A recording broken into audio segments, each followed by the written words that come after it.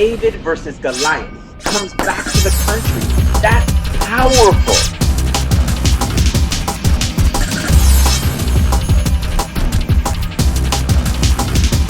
Welcome, viewers. I hope everyone is doing well. I know, in the last few months we've been talking about the pandemic, but we've also had some unrest in the country because of the racism, and today we're lucky to have with us. We have Maria Salinas, President and CEO of the Los Angeles Chamber of Commerce. First woman, first Mexican-American female to be head of the Chamber of Commerce.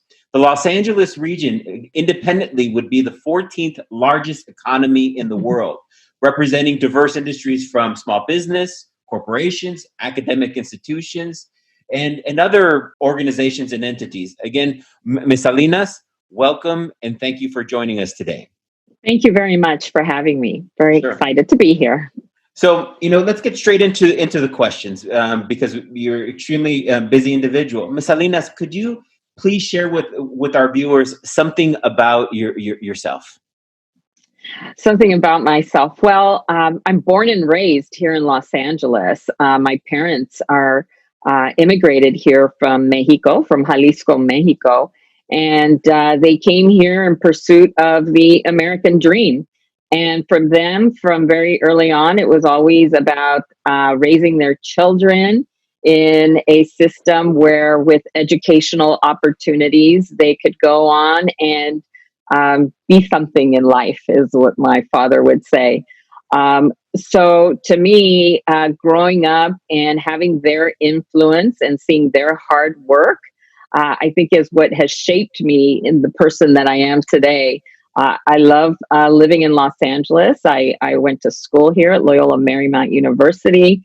I've worked in Century City, in the Burbank area.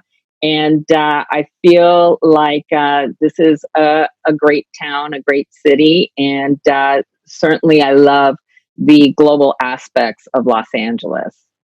So, we're living in different times, and I think some would say times of opportunity. So this morning at the memorial for George Floyd, it's very change is in the air.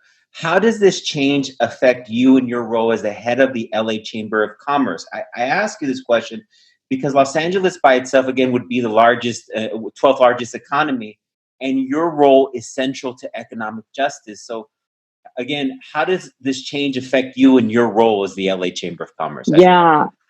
First of all, I mean, we are deeply saddened by his death of Mr. Floyd, and what the senseless act that happened to him is something that we have condemned, and it has reared its head, the social injustices, the racism, inequities that live in our society. I think this time is different. It feels very different that the voices of frustration, the cries for justice, I look at our youth that are in the streets, and we have to change. We have to change the economic model, the social model that we live by, because we have a generation here that can't grow up feeling like the system is against them and not for them.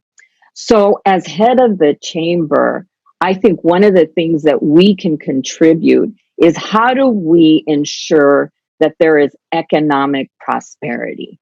So at the end of the day, that's what we want our region to feel. So what does that mean? That means we have to have educational opportunities and access. We have to have good housing. We have to have good health care. And we have to enable our businesses to create jobs that will lead to good paying jobs. And with all those systems working together, that is the type of future that we need to leave for our children, our grandchildren. So I think while Mr. Floyd's death was tragic and horrific, I think he has also been the spark for change. And I certainly hope that many can embrace that as a call for change. So, as a Mexican American female, is the lens that you are observing the unrest different? And let me just say Mexican American female and color. And how do you combine that lens with the lens of being a business leader? Yeah, I think that, when I think of Los Angeles, it is a multicultural town. It is a global economy, and our diversity is something that I truly believe is an asset to this region. So when I think of myself, I don't think of myself as an outsider. I think of myself as part of the fabric of Los Angeles. And so when I pursue my work, again, I don't pursue it in a way of thinking that I'm on the outside and I've got my foot in. I think I embrace the role that I have as a business leader who happens to be of Mexican American descent, who I believe can add to the conversation, that can add to the work that needs to be done, because I am Los Angeles.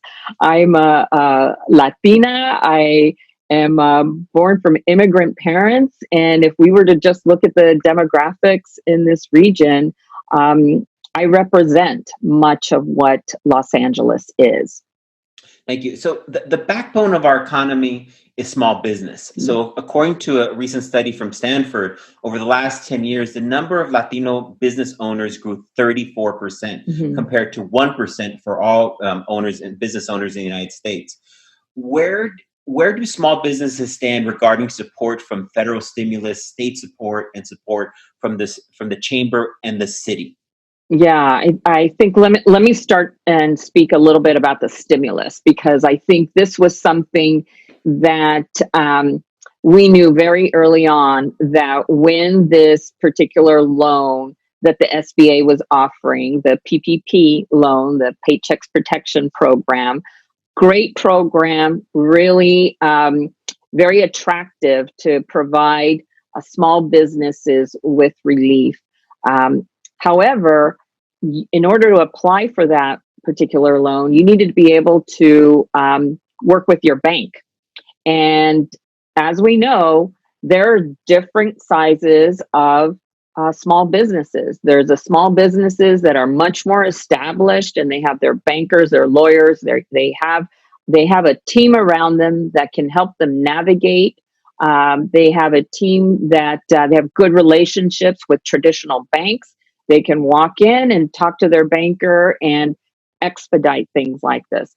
But in Los Angeles, we have a spectrum of businesses. We have a lot that are very small micro businesses that are equally contributing into the economy, but they don't have those systems. They don't have their lawyer or their banker. They don't have a relationship with a bank many times.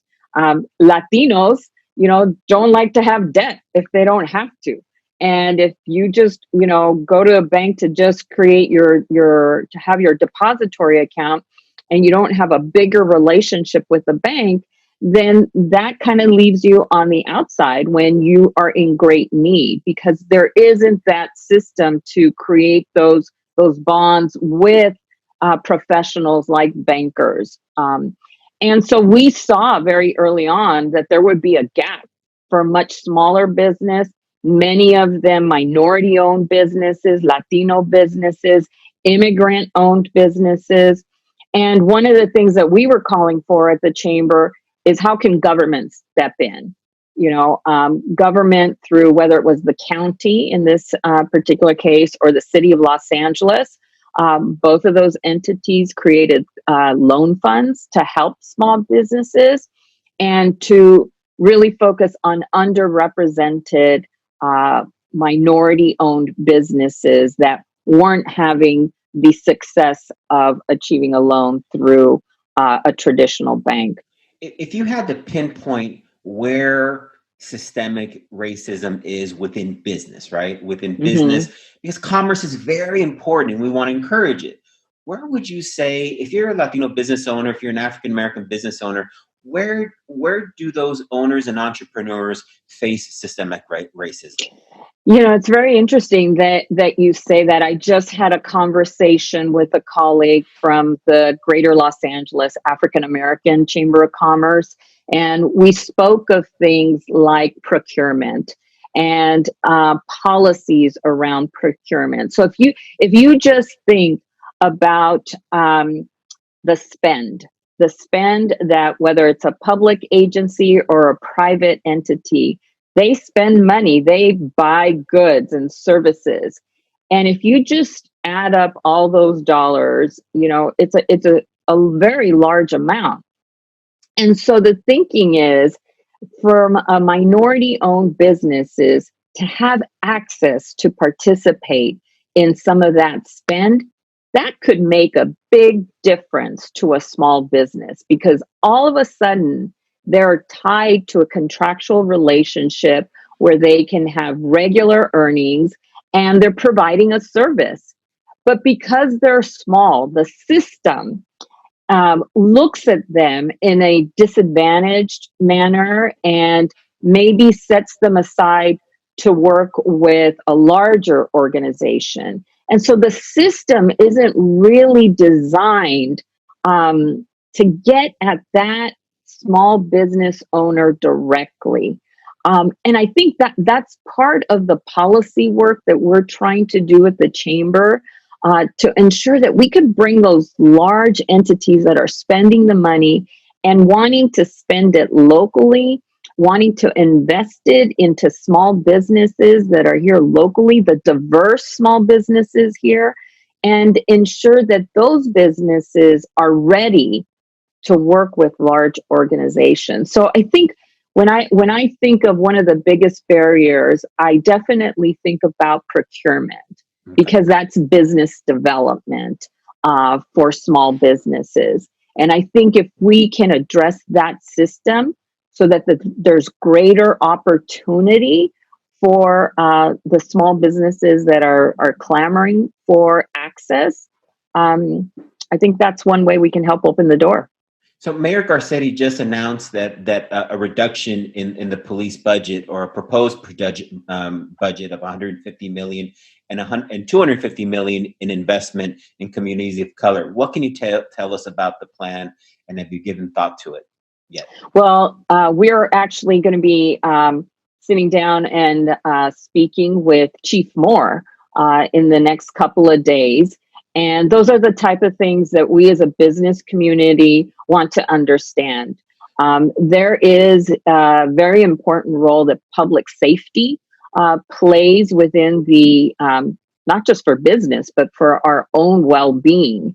And understanding to ensure that that we are not compromising public safety is very important, not only to the business community, but to the well-being of our communities of color, of our communities here in Los Angeles. So I think that's an ongoing conversation, one that we're looking forward to talking to the chief about. You relatively new to the position, but you've been there now for a few years. Is it a tough balancing act between balancing the needs of business and social justice, especially during this time period?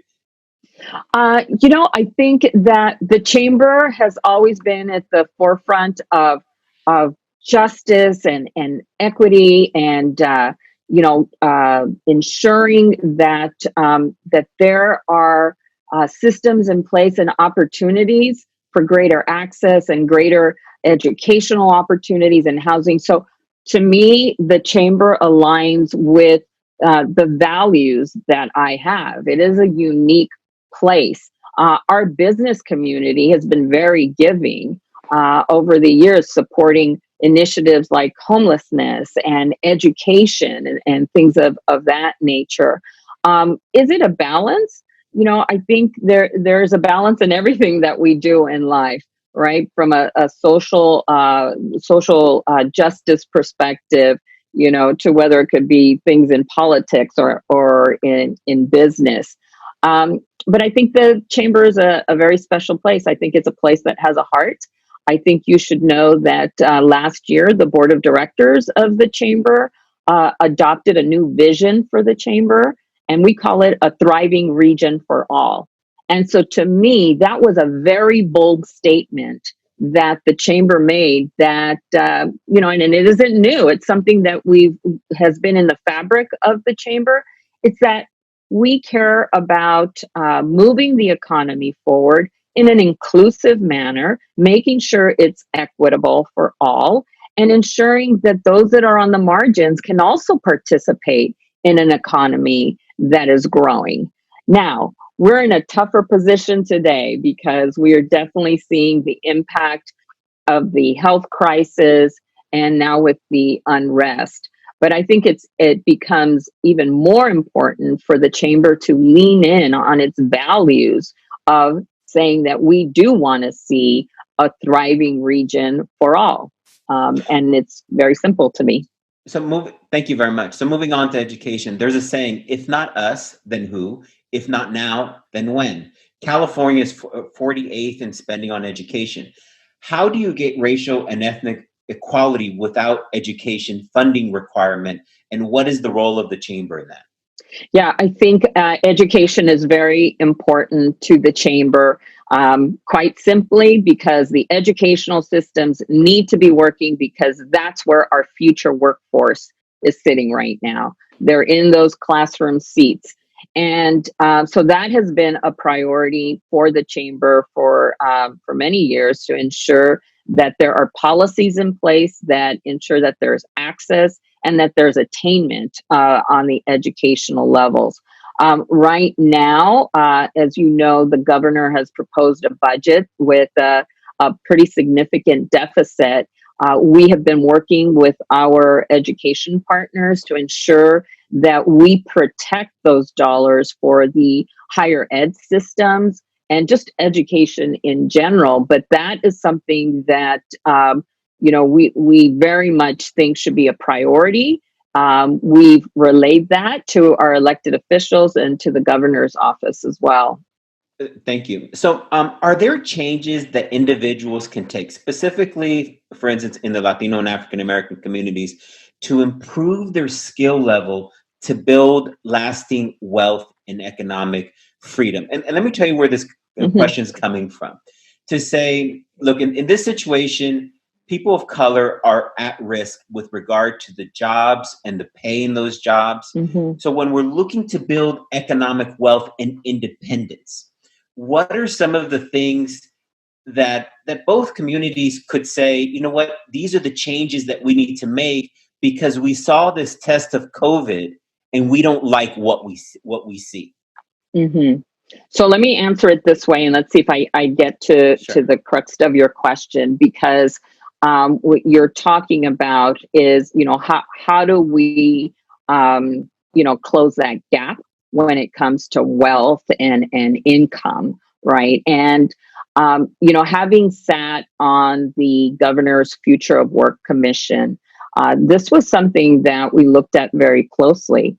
And when you think of that, what causes that gap, there are two things that are pointed to. One is education, the educational attainment, and the other is home ownership.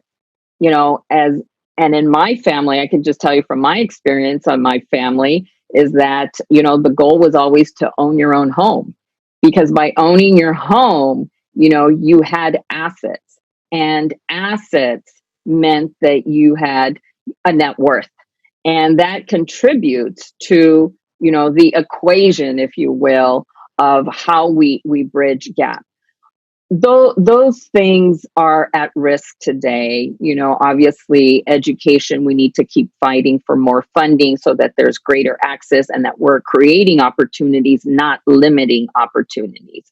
But let's just think about the housing crisis here in Los Angeles and in California.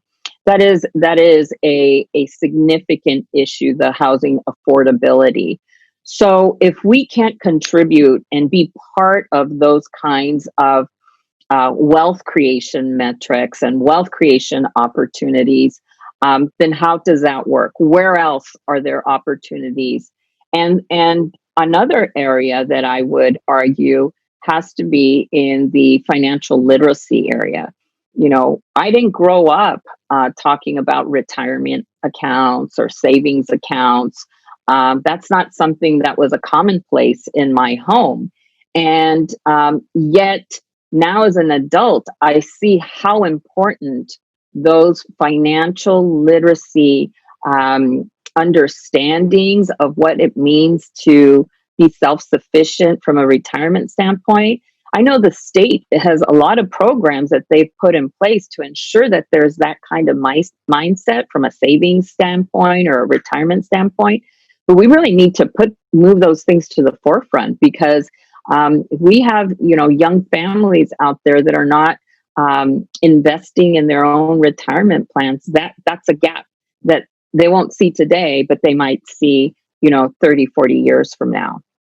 Do we need to tell Latino business owners to look? Continuous education in life is important. Continuously building that skill. Education isn't only something K-12 or your BA. That because the economy changes so often, and the sectors, that we have to continuously be educating ourselves, and that's not a bad thing. You're absolutely right. And I'll just, encapsulate it by saying lifelong learning. We're in a period of time where so many of our businesses are being disrupted. I mean, that's been going on for the last couple of years. So what does that mean? That means we need to be even greater caretakers of the economy, of the workforce. Because if the work is changing, we need to be able to train and retrain as those changes occur over a period of time. We shouldn't fight it. We should embrace it. We should lean on our educational institutions. I think that I'm a big, champion for the community college system, because I think they do an amazing job of really looking at, what is needed in the workforce and responding to that. And I think there's a greater role for our 4-year institutions to play in that. I did talk to one university who's out of state, and looks at lifelong learning as, you're going to be a college student with us for 4 years, but you're going to come back because you're going to need to be retrained in a different skill set. And then after that, you may come back another 5 years later. And then maybe, it's an ongoing rotation.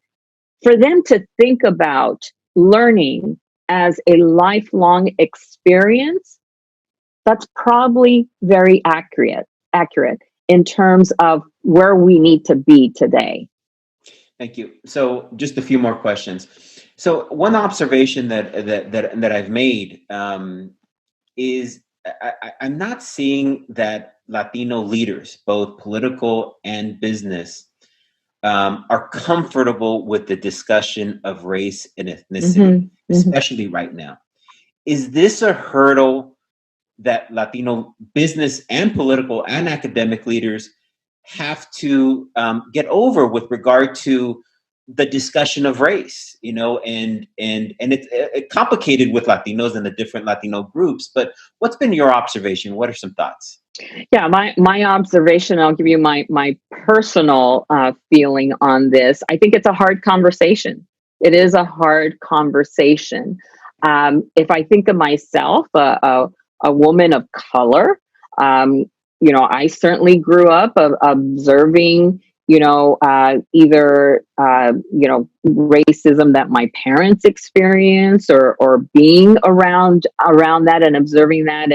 And I consider myself a very empathetic person, but I'm learning too. Everybody has a different experience, and we shouldn't claim that we understand it all. We shouldn't feel like we need to know it all, but we should at least have a dialogue about it. And that's a hard thing to do. It really is putting yourself out there.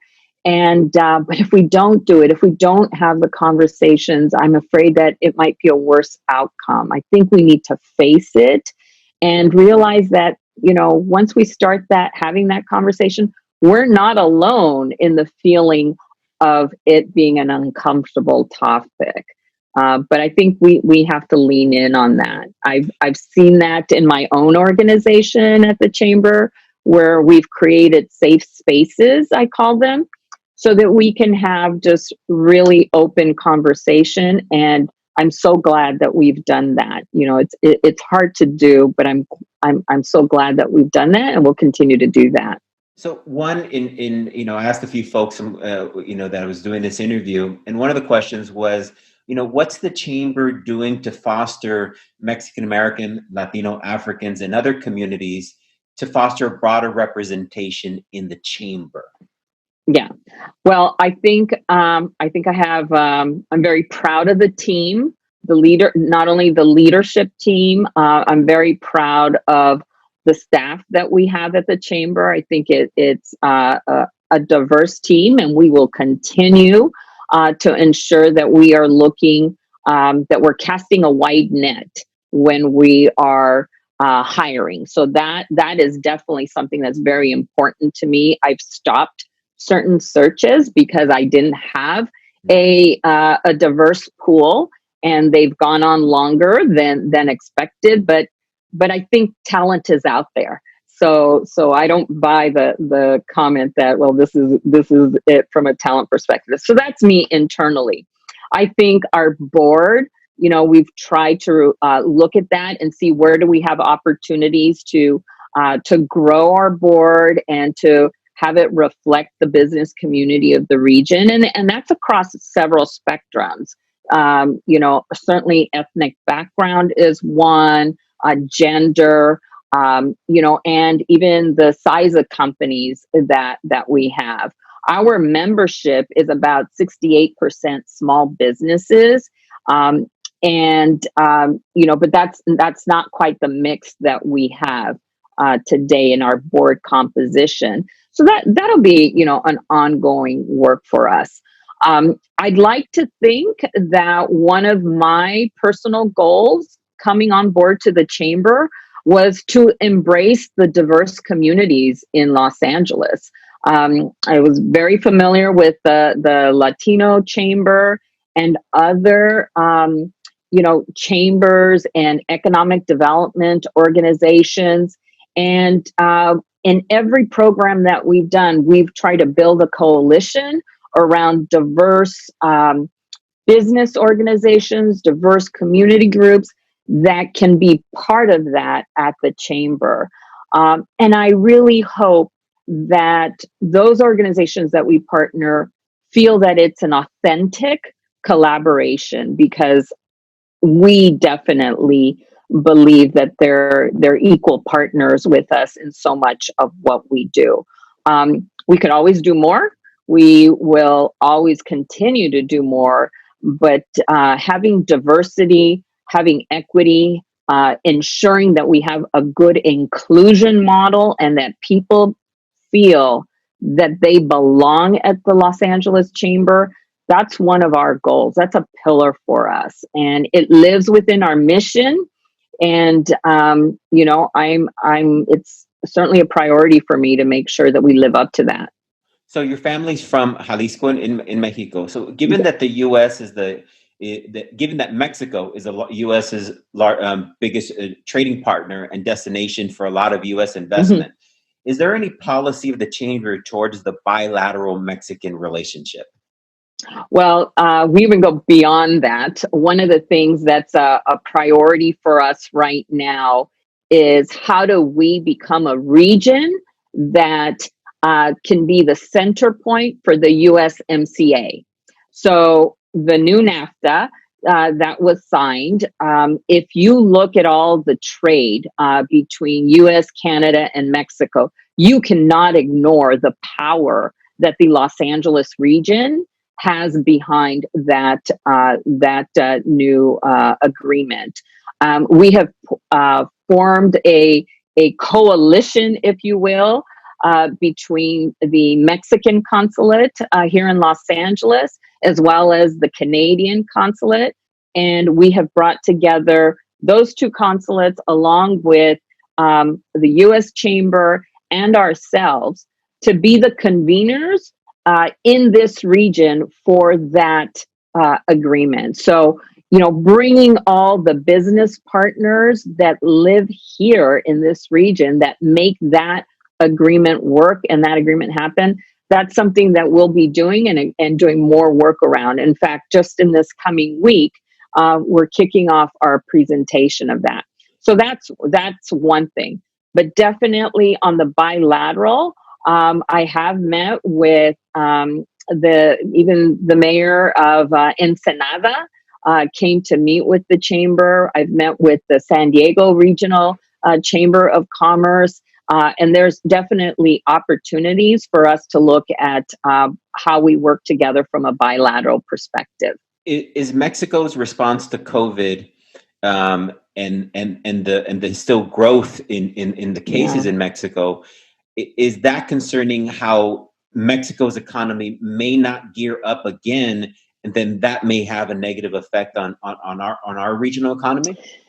It'd be interesting to understand that. We haven't gotten into that level of detail, but I think with continuing those conversations with our Consul General that is here, I'll make sure to ask that question because I'm not sure I got a good answer for that one, but it's a good point.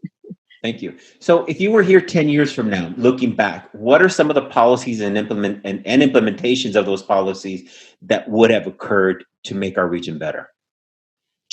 Boy, 10 years from now, when I took this position, I was asked to think what could 10 years from now look like. And the marker at the time was the Olympics that are set to come here in Los Angeles in 2028. And when I look at the work at the chamber today, I think about how do we prepare for 2028? What type of region do we want to be to highlight to the world? Because we will be on the global stage. And it really is about, looking at some of the issues that we have today around homelessness. How do we combat that so that it's something that we can truly say that we've tackled? We're not there yet. It's our workforce. We've talked about education. We've talked about, retraining and reskilling. How do we ensure that we protect that workforce so that they're in thriving jobs so that 10 years from now, we don't have more people on the streets. We have more people in working positions that can sustain a livelihood here in Los Angeles, that can sustain living near their work, and that they can be transported around in a system that works for this particular region. I don't know if that is a utopia. I don't think so. I think there's some real efforts out there to ensure that we keep moving this region forward. And I expect that the chamber would be leading, partnering, but actively involved in many of those initiatives. Final question. So obviously we're a city with a strong relationship with organized labor. So you've had some challenges and businesses having some challenges with organized labor and the gig economy. Can you share with viewers some of your thoughts on some of your challenges? Yeah, I think the challenges, coming into this role is, understanding sort of, where the advocacy is from different angles. And certainly, we've ended up on the opposite side of labor. That has been my experience thus far. I think where I'd like to get to is I'd like to be able to convene, have conversation, and be able to just, understand each other and where priorities are and where there might be some common ground. And I think, taking a respectful approach to that is something that I would seek out. Working on the Future of Work Commission, there were several labor leaders that are members of that commission. And I have really learned a lot, and hopefully they've learned from me too. But I have completely enjoyed those relationships, and it only happens when you work at it. You have to work at it. And, moving off into our own corners is not going to, come to any kind of collaboration or common ground. So I think I can safely say that's the next thing we need to tackle, is making sure we're speaking, we're collaborating, we're having more conversation. Thank you for that. Ms. Salinas, are there any final comments that you'd like to say to our viewers? Yeah, I think in closing, what I would say is that, I came into the chamber really believing that the chamber could service such a broad, diverse, rich with culture, rich community that we have in Los Angeles. And I'm very proud of the work that we've done in bringing in different groups into the chamber. To me, it's important that it's authentic, and because I believe it's real, and that those relationships are highly valued and very important. So I think there's a home at the chamber for all that, all different, business communities. You know that we also work with educational institutions, with cultural centers, with many nonprofits that advocate for some really important work. The chamber is their home, and I want to continue to build it so that more and more can have access to what the convening power of the chamber, to what the chamber can bring to this community. Ms. Salinas, I want to thank you for taking the time. Please be safe in the time of COVID, and God bless in terms of your work in helping us as a region and as a country come together in hopefully what's an opportunity to improve the entirety of America. Thank you. Great. Thank you. Thank you for having me.